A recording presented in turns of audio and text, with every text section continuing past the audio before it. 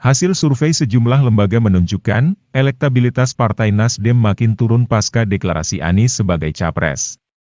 Menurut survei New Indonesia Research and Consulting pada 11 hingga 17 Oktober 2022, elektabilitas Nasdem tinggal 3,8%. Padahal, dalam survei Februari 2022, elektabilitas Nasdem masih 5,3%. Hasil survei dan polling nasional pada 7 hingga 16 Oktober juga mencatatkan tren penurunan elektabilitas Nasdem, yakni hanya 4,3%.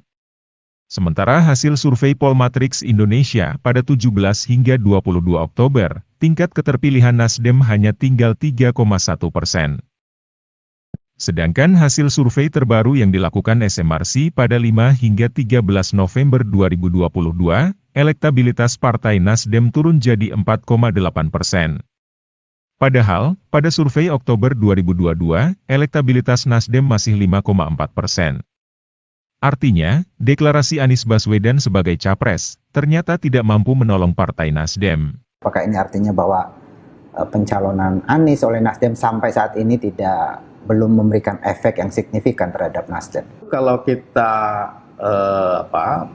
harapkan Nasdem mengalami kenaikan karena efek deklarasi menjadi lebih kuat dibanding hasil pemilu 2019, kita belum melihat itu. Ya. Karena 2019 9%, sekarang 4,8%, itu artinya malah mengalami penurunan. Belum ada tanda-tanda Nasdem menjadi lebih kuat dibanding 2019 hingga saat ini. Dengan kata lain, langkah Partai Nasdem mendeklarasikan Anies sebagai capres, sampai sejauh ini belum mampu memberikan dampak positif bagi Partai Nasdem sendiri. Padahal, pasca deklarasi capres, Anies sudah keliling ke berbagai daerah melakukan kampanye terselubung untuk Nasdem.